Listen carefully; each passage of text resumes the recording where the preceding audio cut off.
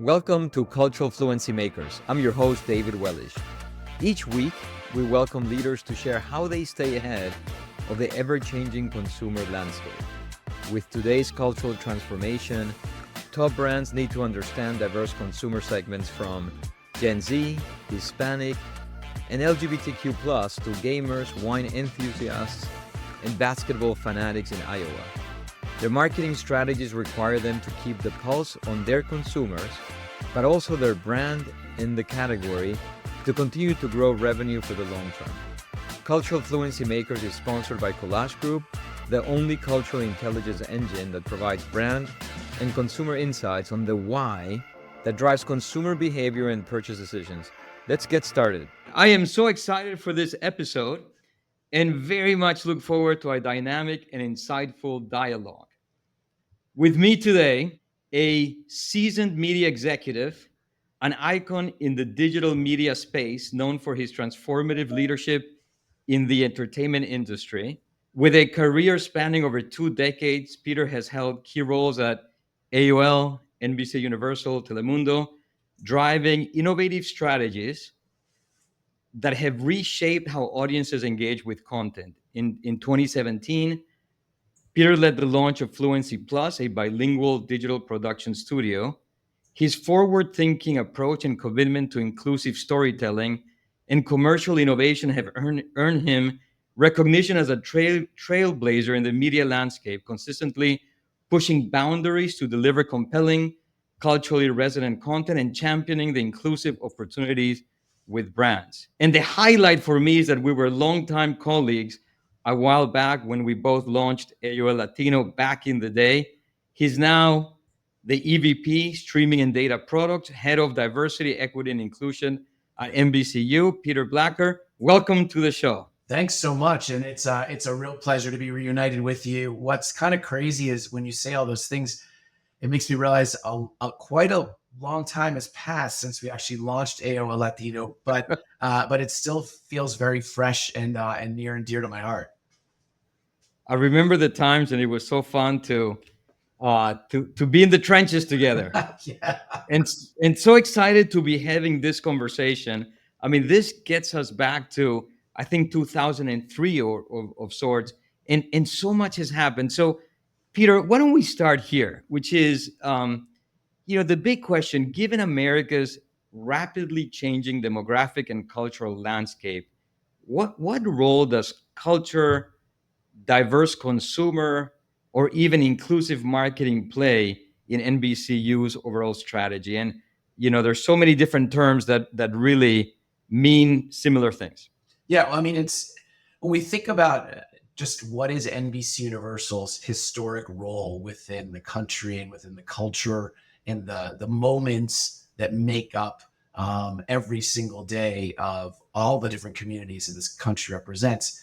It's impossible for us to not have a very specific and deliberate relationship with diverse consumers and diverse storytelling. And so whether we just look at things that are currently happening today on any one of our platforms, we're dealing with things like the pending launch of American football coming up this week with NFL, but we're also with football, Spanish language football on currently with Spanish language transmissions of the Premier League. At the same time, we have movies that are opening up to audiences across the country, like Despicable Me, which is an English language movie, but with 40% of the opening box office being US Hispanic. So there's just this tremendous real necessity for us to be not just talking to the community, but being a member of the community and making sure the stories, the storytellers in front of and behind the cameras are part of the NBCUniversal experience. And from a business perspective, and you've been doing this and touching it and influencing it for a very long time. How important is it? How important do you think this is for both on the media side to get it right from an audience standpoint, but for brands to get it right in order to achieve growth targets? The key word there, David, is growth. You cannot have growth if you don't have consumption. And where consumption is happening is with multicultural audiences. Part of it is just sheer numbers. If we look at where's the growth of the population, 17, 18, 19 years old, it's happening within multicultural communities. If we think about what is the disposable income of these multicultural communities, they're bigger than most of the trading partners that the U.S. has, whether it's a European partner, a Latin American partner. These are massive, massive communities that are inside our own borders that brands have realized they need to connect with. And nobody wants to be in a business that is flat or going backwards. And growth is the kerosene or the gasoline for growth is multicultural consumers. So Peter, you and I knew this 20 years ago, No. right? Like we knew this. We talked about it on a weekly basis. We convinced leadership to launch all sorts of great things. What's hard for brands? Like why are we still evangelizing? Do we still need to make the case, or is it a different day? What's hard? Well, first, let's go backwards in time and tell one of my very favorite evangelization stories, where I think you went into the boardroom of some executives at AOL, Time Warner, were pushing the need to just even put a sticker on an AOL CD that said, "Ahora disponible en español," or available in Spanish. And you're like, "You're dating us. You're dating us." You're gonna. People are not gonna. They're gonna throw the CD out. They can't. It can't even be on there. So we definitely come a long way from, I think, where people had a fear of putting things either in Spanish or focusing on Hispanic or other multicultural communities. So that part, yes, we progressed, and that was a big part of evangelization that you and I both did. And yes, dates us quite a bit. That being said, I think the real challenges right now are just that every single business is faced with making decisions and prioritizing initiatives. And there's only so many resources to go around. And so if we're dealing with a brand that truly understands that multicultural consumer, and I'll focus on, for example, the movie industry, which I just referenced before, and some of our movies opening to 30, 40% of the opening box office being Hispanic. Okay, those clients, those marketers understand that they cannot open a movie without a heavy focus on Hispanics. There's other categories where I think it depends on the brand and depends on who is in the driver's seat to say, when I have to make a decision to reduce some of my marketing ambitions, do I stick with something that maybe I don't personally know or understand? And that's where the evangelization is really important. That's where it's just sitting down with a CMO or a CFO and showing that, in fact, this is not a nice to have, this is a must have. And that's, I think it depends every year on the sector and the category, but the whole reason why I think what you're doing right now is so important and why it's just critical that we continue to have the drumbeat is there's always that curiosity of, can I get away with not having to invest here and still have the growth that I know my business needs? And so do you think, Peter, that for those brands in categories, which by the way, it's most categories that multicultural consumers or diverse consumers where they're driving the growth, if brands don't lean in, do you think that's irrational, or do you think that there's just something else happening, maybe a different way they're segmenting or looking at their personas or whatever it may be, that in fact may be rational, we just don't like it? What's your take? I think it depends on the category, but for example, inside the beauty category, there are certain players that have really leaned in and they've seen their business grow extensively. And as a result, they continue to come back and invest.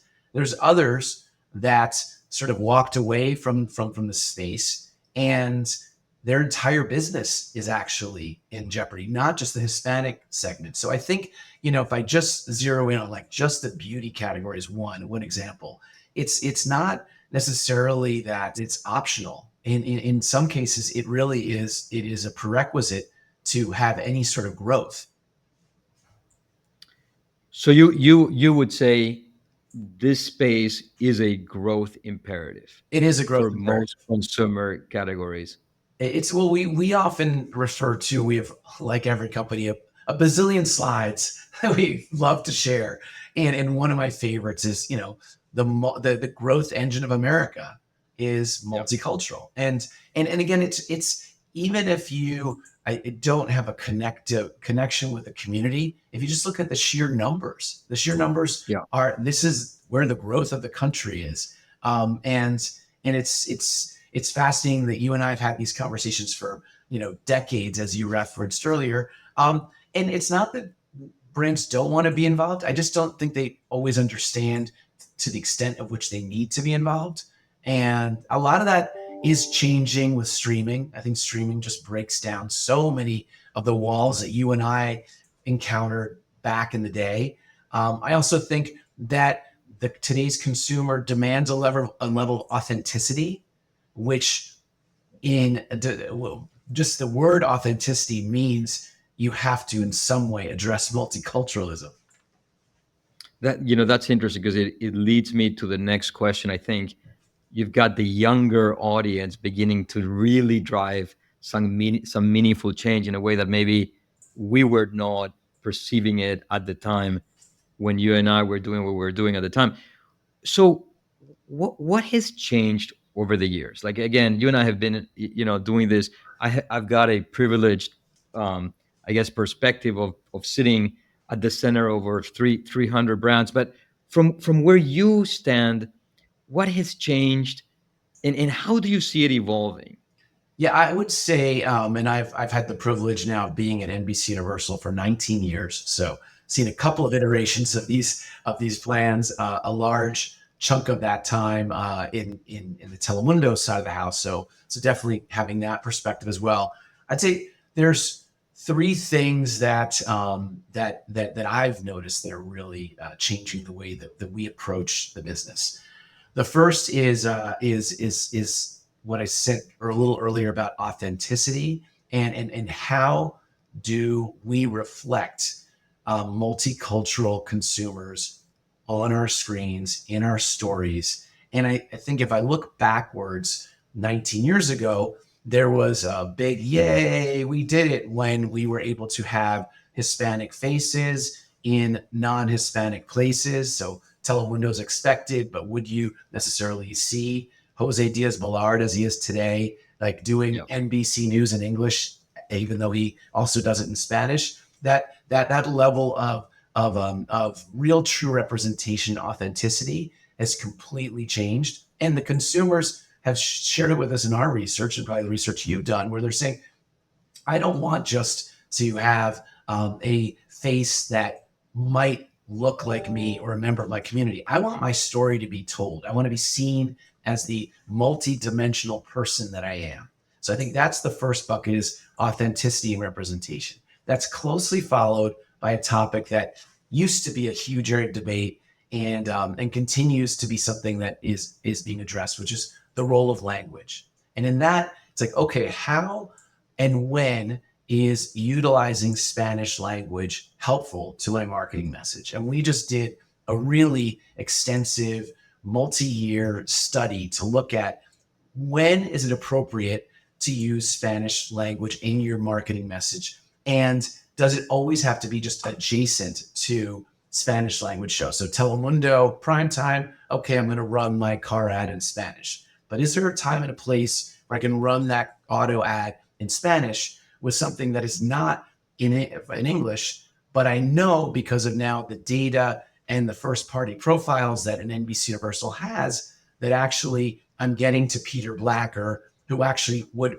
pay more attention to my auto ad in Spanish, even though he's watching a Bravo show in English. And that's, I think, the second area. So authenticity and representation, number one; role of language, number two; and number three is streaming, and the fact that we just look at the immense amount of hours, and I could look at like the Olympics, which we just wrapped the Paris Olympic Games. We're in the middle right now of the Paralympic Games.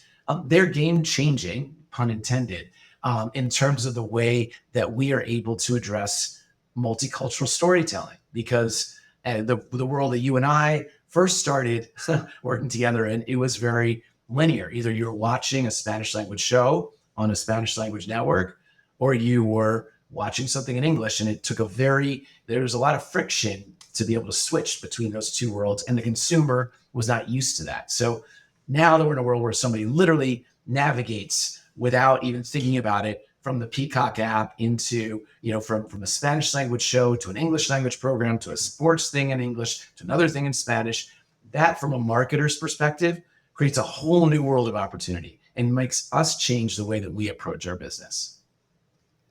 That's good. So you believe, and I could not agree with you more, Peter. The role of authenticity and what that means is massive. So you believe that streaming will drive demand for this space at a higher pace? Yeah, I think we're already seeing. Not I think we are definitely already seeing it. So those three things are very, very interwoven: authenticity, role of language, and streaming. Because really, what it's doing, and again, the world that I operate in and see most of is Peacock, right? So inside the world of Peacock, the fact that consumers so easily navigate between English language and Spanish language stories in news, movies, sports, original series. It's creating then for a marketer who knows that they want to be in a streaming environment, a new set of opportunities and challenges to say, how do I best approach this consumer? And tell me more about this consumer, because I know that this is a multi-dimensional person who at certain moments and times of their day and life will want to get a certain type of message. And so the technology allows for so many more iterations, experimentations, and really proof of concept and showing attribution. Like, this works. You ran this ad and it actually helped sell more pizza. Like that's a very different world than we were in even a year and a half ago. Amazing. And ultimately, that's what it's all about, right? Ultimately, for brands, they just want to sell more pizza. Right. I mean, right? Like that's it's business. So if we open up the aperture a little bit, I've been moderating roundtables with CMOs now for a bit, and it's really interesting. I think in most cases, marketers will say that being culturally relevant is essential to win consumers' hearts and minds today. I mean, that's like a truism. Yep. Now, when they say culturally relevant, they mean something maybe a little different than what we're talking about. I'm curious, how do you define what culturally relevant? Our own term for this is culturally fluent, Right. but they really, they mean similar things. How will you define it for you, and how do you think that brands become culturally fluent or relevant in the marketplace? Well, I think it starts by leveraging the different data and technology that we have to listen. So a big issue that brands have always faced since the dawn of marketing has been being able to accurately and in a timely fashion, listen to the consumer so they can meet their needs. And what has changed and what's so exciting is that with the advent of clean rooms and programmatic advertising and first party data, in our case, we have over 200 million first party data profiles. 200 million, that's a massive amount of people, where we can then work with a pizza company to help understand and help what we know this consumer tends to like and lean into. So maybe it is a Hispanic cohort that really loves Halloween and horror movies and happens to be somebody that use a lot of QSR, quick service restaurant type of ordering when they're streaming. They can bring in their own cohorts, heavy pizza purchasers, likes to buy a pie on Thursday night, has a family that requires 2 pies, not one. And then by putting the two things together, we're able to actually not just market to this consumer, but learn more about their behavior and be able to listen to what they're not even saying to us in a focus group, because that's a great tool, but it can't be the only one. But actually seeing their behavior and work with the pizza company to help them sell more pizza. And I think that type of real communication with the consumer is really critical to be in today's world effective and impactful. So for you, cultural relevance is deeply understanding the consumer. If you deeply understand the consumer, only then can you begin to act in ways that resonate deeply, which ultimately is what marketing is all about, and that ought to lead to growth. Yeah, and some of it is tied to language in the case of Hispanic, and some of it is just actually representing a storyline or a story that other folks haven't shared, and they don't even think that it's relevant. And you see yourself reflected, and you're like, oh my God, that's me. I love that. You get me, and therefore I want to support you, and I want to spend my resources on your products. And we know, I mean, we've got the data that between Gen Z and millennial generation, that really counts. Yeah. I mean, that like folks and consumers are really, and the younger ones actually more than anybody, they want to see brands support, support their causes. You talked about budget a little earlier ago, and I think in many cases this is where it comes down to. So at a time when, God, you said it, budgets are tight, and when budgets are tight, ROI is just huge, right? Incremental ROI is what the game is about in the marketing world. How do you see, because you're in the media space, you see it from so many clients, how are companies balancing these sort of like the targeted communications and messaging versus more holistic campaigns that target the entire space? And are you, we debated these things then, we're debating it now. I'll tell you, I don't know that there are standard best practices yet. Like even companies that you say they've done it for 20 years, I don't know that they've got best practices. They're still sort of figuring out. Do you see, have you seen best practices? I think best practices is a slippery slope because it makes it almost sound like we've got it figured out. And because this group, this cohort of multicultural America is such a dynamic and fast-paced changing group, having a best practice is only as good as I think, whatever you did in the last 6 months. Where the rubber hits the road is, are you engaged and leaned in to continually pivot and evolve to connect with this consumer? So, for example, we have relationships with clients where they actually will leverage our own studios and our own teams in Miami at the Telemundo Center to help them develop and tweak creative. Like that's something that to me is a sign of a client that really wants to lean in. And in addition to having, a Hispanic agency or Hispanic advocates inside the company, they're often the best ones will lean in and say, hey,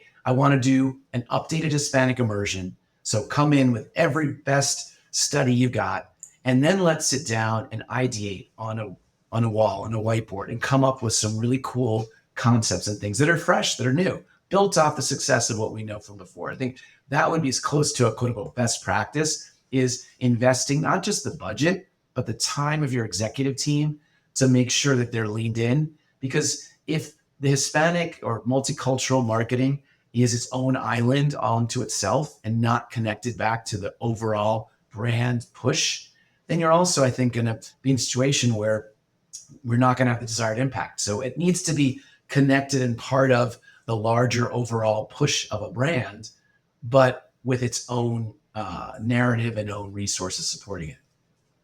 So that I like that. I mean, that's been a big change. When I think you and I were doing it a long time ago, there were these sort of these islands, Yeah. right? And now there's this connectedness, and generally it's more holistic.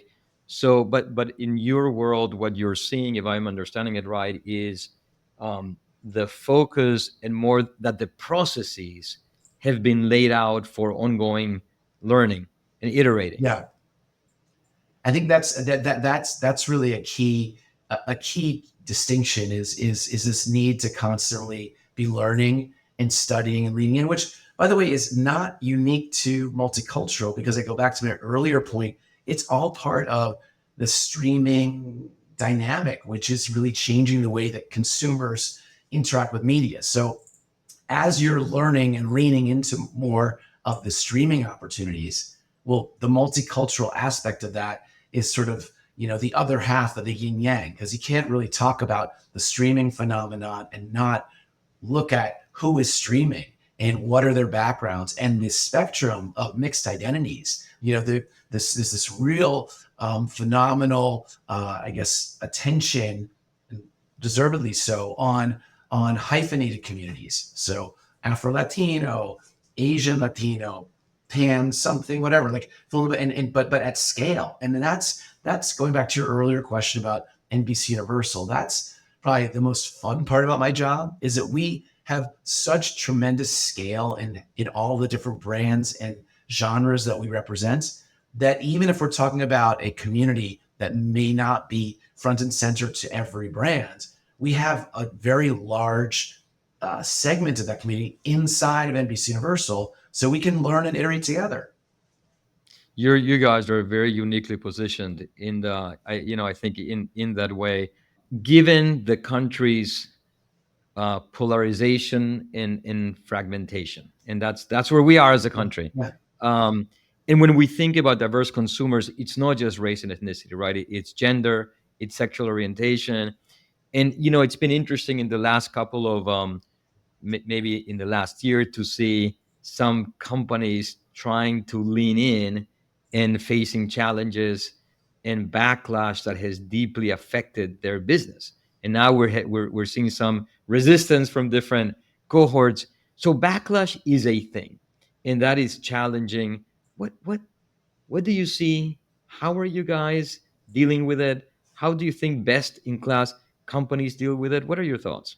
Well, I think what is unique about our approach is that our Office of Diversity, Equity, Inclusion has existed for a very long time, way before some of the national crises that actually brought the topic to a forefront. So we had a little bit of a running start. We have the leader of that group is somebody who, Craig Robinson, has been around for quite a long time inside NBC Universal, and specifically leading the overall corporate efforts of our diversity, equity, inclusion. And he'll often reference, which I love, the fact that the companies that were in there back in the early days, when it was not front and center and people weren't talking about this topic all the time, they've not pivoted. We were there before. We're there in the heat of the moment, and we're there now. And some of the other folks that really kind of just were coming in because it was a necessary, immediate knee-jerk reaction, they might not have had the same level of commitment. And so for us, we like to say DEI is in our DNA. Like it's really part of everything that we do. And some of it is, having the benefit of owning a company like Telemundo. Other parts of it are things like our, multi-year partnership with Group Black, where we're really focused on how we can advance stories that are featuring and focusing Black talent in front of and behind the camera. Some of it's around our focus on folks with abilities and our coverage right now of the Paralympics, which have never gotten so much attention, I think, as what we're seeing right now this week. So we at NBC Universal, I think, are approaching it from a very long-term vision, and therefore some of the recent fluctuations are not impacting us. That being said, I'm also frequently asked to speak at other company and other brands events to really share, why is it part of our DNA? What is it that we're doing? So I think that's really important to note as well. So I like this deep commitment seems critical, and that even if you get caught off guard with something, the deep commitment allows, I think, companies and brands to just double down when faced with a challenge. Yep. So I mean, at the end of the day, we're also listening to some of the research that we get about why brands need to be connected with this community. And we have a number of stats we can send your way, but one of the things we found is 67% of U.S. adults think companies should play an active role in communicating their position or getting involved or taking a stance with issues that are important to the community. Like that's a huge number, and so we know that it's a actual business and financial imperative, and we know that consumers will reward those brands that stand up for them and that represent them, and so we're going to continue to be on that path. That's great. It's and obviously we live in that world. We see all those stats. We actually have a great relationship with NBCU, and what we're doing is we're now testing over 1,000 brands. We test ads on a weekly basis, and we see it. Yeah. And we see what resonates, even like what resonates within a what you would have called maybe a Hispanic campaign, but what's happening outside of that cohort. And what's clear is that there's this halo effect that when executed right authentically, it halos. And that's how you get to your incremental ROI. Peter, you've had a phenomenal career that so many people could learn from, and I'm sure you have great wisdom to share. So maybe let me start with this. I'm moving to more of a personal realm. We gotta spice it up and make it fun here. What are the things that just that inspire you on a daily basis, that motivate you? I'm really motivated by this younger generation's obsession and focus on authentic storytelling, on really sticking up for the things they believe in. I think that I look at the difference between when you and I were in that quote unquote youth cohort. And we were I think we were committed to things, but we were, and I don't mean to speak for you, I'll just say that for me, I was easily dissuaded to not be as passionate, to sort of stand down and be more I guess respectful of elders and the way things have been done. And I'm frequently impressed by this younger group of executives, both in my own company and outside, who really stand up for what they believe in, and they put the work in, and they lean in to make sure people are aware of things and don't take things for granted, and it's very motivating as someone that works with some of these folks. And I'm often like, I don't need a cup of coffee if I have like a breakfast meeting with one of these folks. I'm like, oh wow, I'm all pumped up. This is awesome. So I would say that's a very big motivator for me. That is great. Thank you and I couldn't agree with you more. The passion, the dreaming is very inspiring. And when you think about the future, so much is happening, obviously in media. Yeah. I mean, media is going through this like mega transformation. So much is happening with AI. What excites you about the future? Oof. Well, I think, for when I saw what we did during the Olympics, which, what one of the famous sayings is, success has many parents and failure is an orphan. This because the product side of Peacock and the time and the energy that team put in to make that experience kind of a whole different level of engagement with the Olympic Games, including the usage of AI. I sort of stood back and like, wow, look, where do we go from here, and how do we take the learning? So very specifically, we had this AI guide that was created, sort of a daily update, customized just for you, and that not only was incredibly popular, but it showed that we can find ways to leverage AI to be able to help curate and create experiences that are very personalized at scale. Okay, so there's like, where do we go with that? Does it have to just be a sporting event? What about all these other wonderful worlds and universes that we have inside of NBCUniversal, that the storylines go on and on and on? Like, how do you help consolidate all that? I also think when we look at the way that consumers we're engaging with something that a lot of folks had written off. I mean, people say, "Oh, the Olympics, are people really going to care? Are they really going to stop?" And it also sort of revives this idea that if you have something that's truly uniting, which sports are, really presented in a very, very easy to consume way. We had a thing called the Gold Zone, which literally was just pulling up like every major medal round as it was happening. That thing took off like crazy. Now we never had, I mean, we did some of it for NFL. We never done it at such scale. Like there's a whole world of new products that I think are going to be coming out soon that really excite me as a result of just this giant laboratory we had for the couple of weeks this summer of the Paris Olympic Games and right now with the Paralympics. That's phenomenal. I mean, it's